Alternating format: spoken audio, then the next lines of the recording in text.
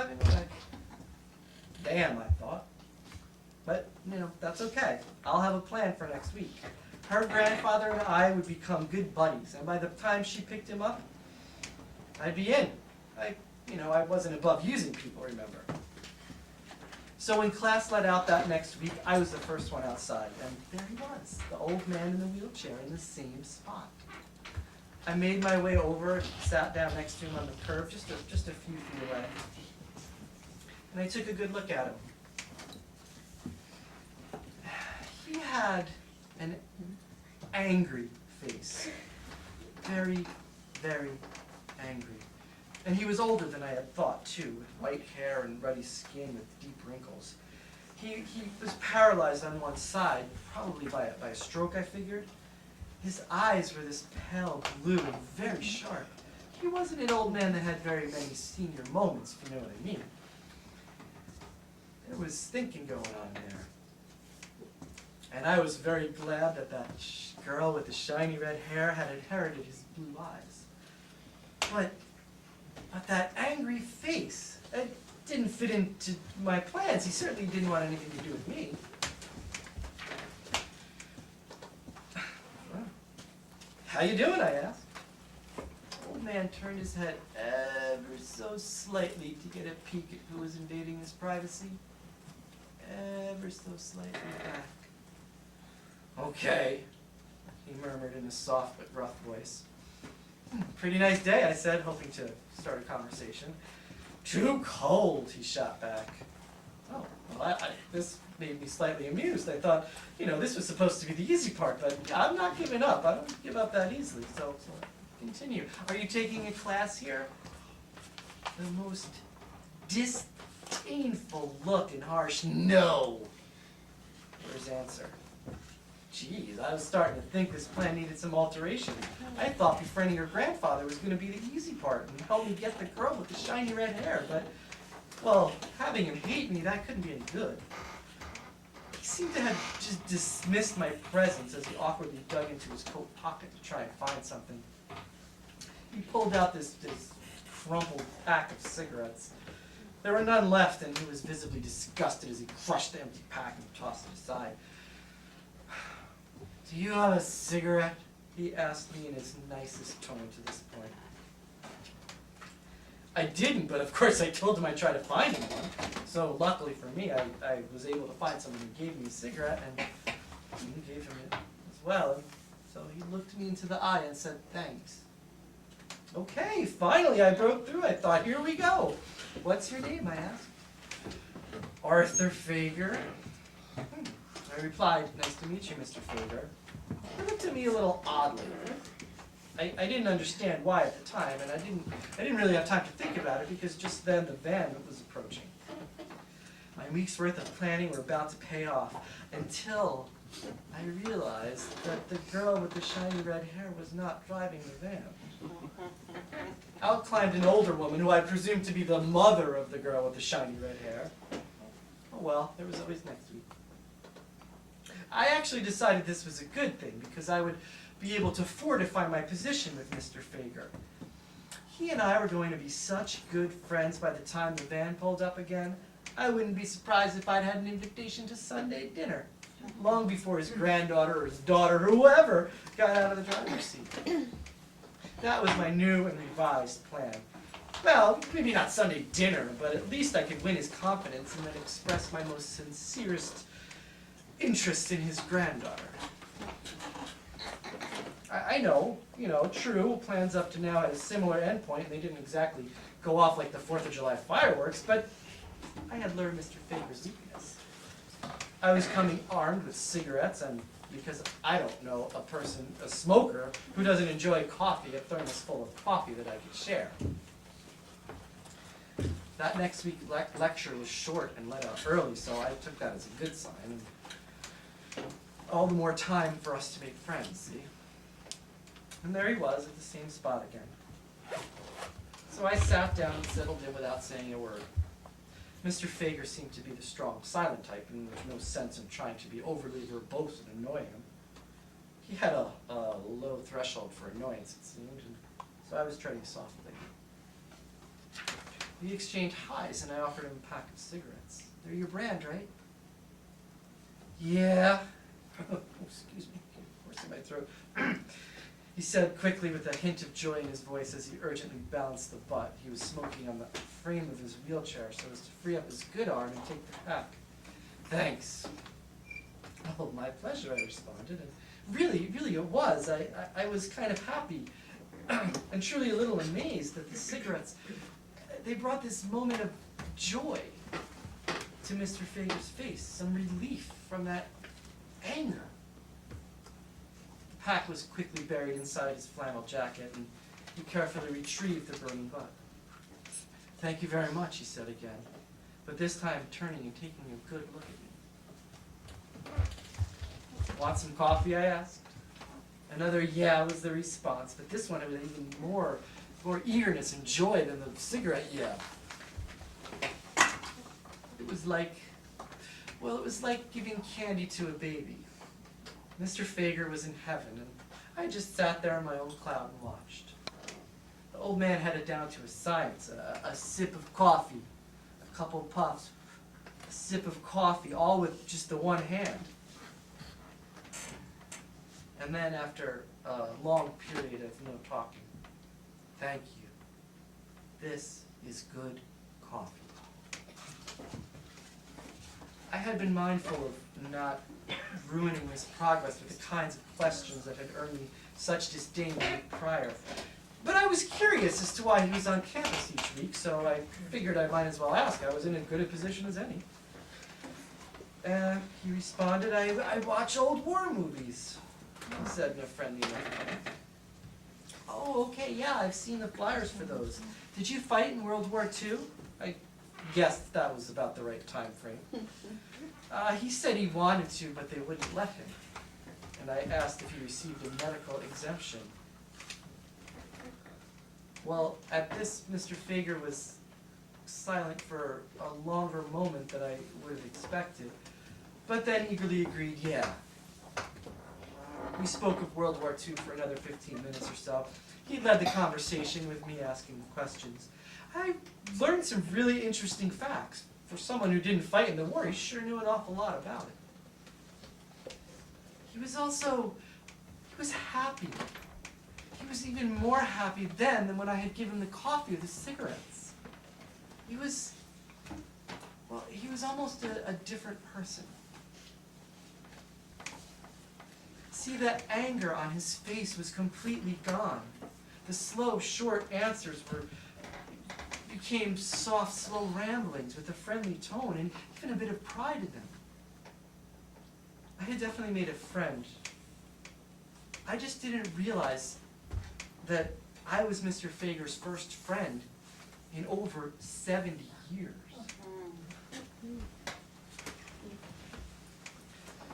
Well, then in the distance I saw the van and it reminded me of my plan. You know, I was here for the other reasons, of course.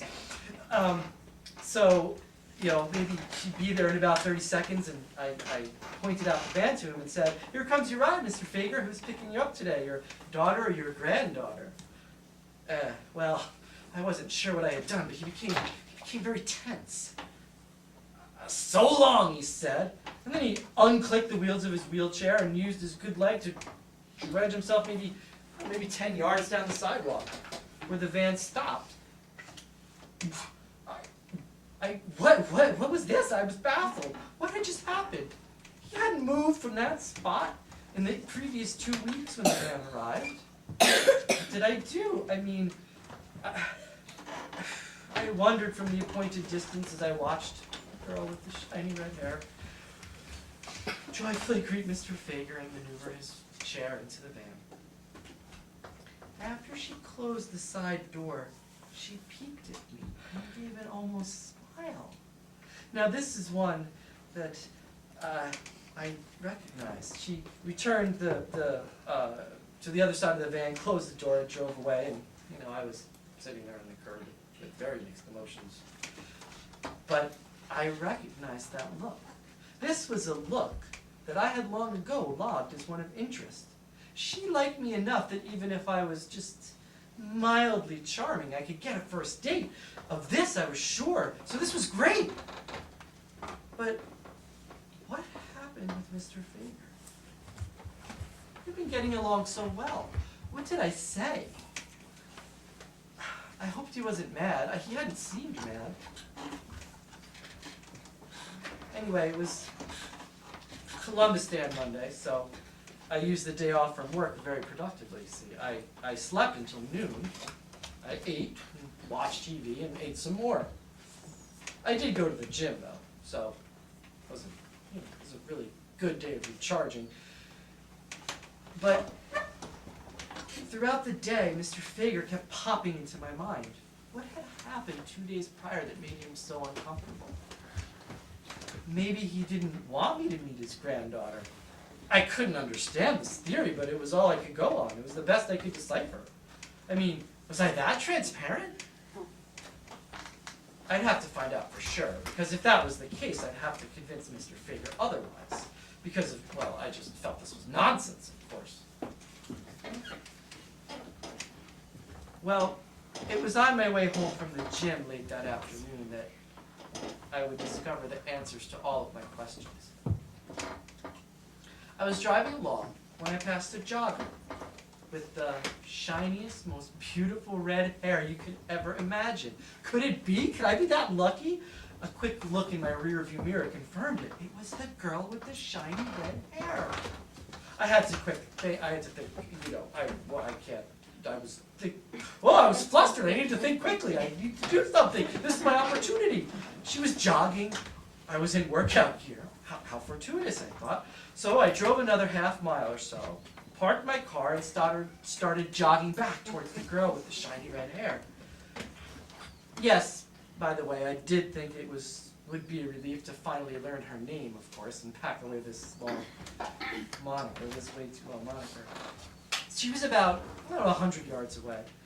I couldn't help but chuckle at the thought of the two of us rushing into each other's arms, like some old famous scene from a sappy old movie that I had only really known about from its repetitive lampooning. But she was getting really close now. Had I decided she was perfect? Well, I had never seen her in sports bra and lycra shorts before, and I realized I needed a better word than perfect. So, hey, I said questioningly as I reversed course slightly and jogged in place. She did the same. I know you from campus, I said. You picked up your grandfather the other day. She smiled and nodded. Yeah, I remember. Saturday. Saturday, yeah. Saturday. Mind if I jog with you? No, come on, she said with a smile. Oh, your grandfather and me, we've become quite good friends. He's a really interesting guy. Well, she replied, yeah, he is, but he's not my grandfather. He's Arthur. He lives in the group home where I work. Now I was confused. Group home? What are you talking about? It's a group home for developmentally disabled adults. It's where Arthur lives, she said. I stopped in my tracks. Literally stopped in my tracks, but I think it was my look that said more than words ever could. She told me about Arthur. She told me how he was put in an institution at 13 years old because he had seizures. There's nothing wrong with him otherwise. He fell victim to the thinking of his times. He could already read well by the time he was institutionalized, and so he spends a lot of time doing so, and that's why he knew so much about things that he likes. She went on, but I stopped hearing her. See, I had this flashback to a book, Minds Made Feeble. I had to read it sophomore year in college. This was one of those rare times, book learning meets real life here. And I suddenly had the answers to all of my questions. Mr. Fager, his angry face. Of course he was angry. His vagueness, this strange look when I called him Mr. Fager. I mean, no one had probably called him that, well, ever.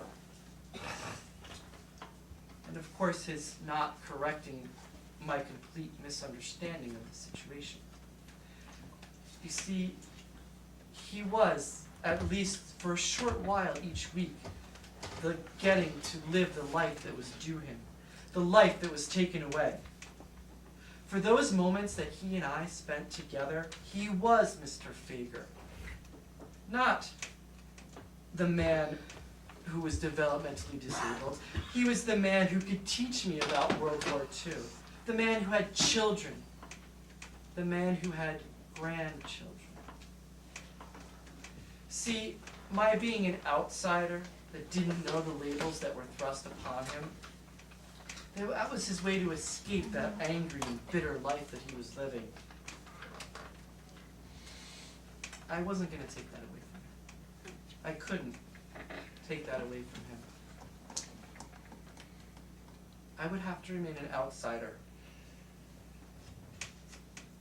It's nice to meet you, I said to the girl with the shiny red hair. Can you please not tell Mr. Fager we ever met? And if I see you when you're picking him up, I'm not being rude if I just walk away, but I probably will. She just nodded and turned and walked towards where I parked my car.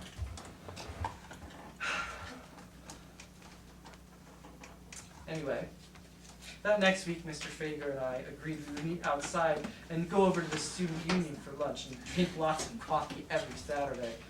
As we discussed, he asked his family to pick him up at an hour later to give us some more time.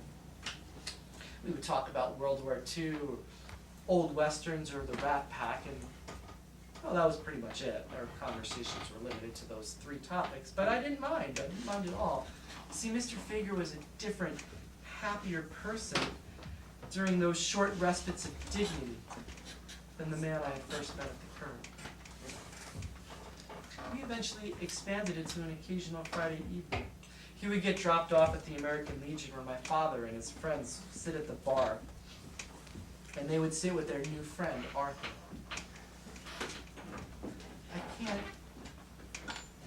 I can't tell you how good that made me feel. It was then that the big picture about how I was changing became clear to me. It was one of those nights at the Legion when my father put his hands on my shoulder and said quietly to me, he said to me, "Son, I'm proud of the man you're becoming." He hadn't said that in years. And rightfully so. I mean, well, soon after, I just had to quit my job at the brokerage house, which was good because I was actually becoming pretty horrible at it anyway. And, well, I offered whatever skills I had in my newly earned MBA to the work that we do here with the Keller Foundation. And, well, from that point, I think most everyone knows my story, because you all here are a part of it.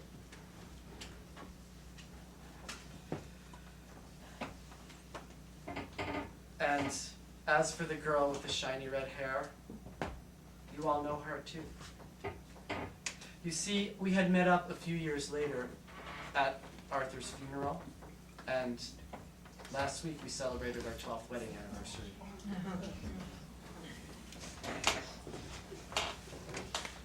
Mr. Fager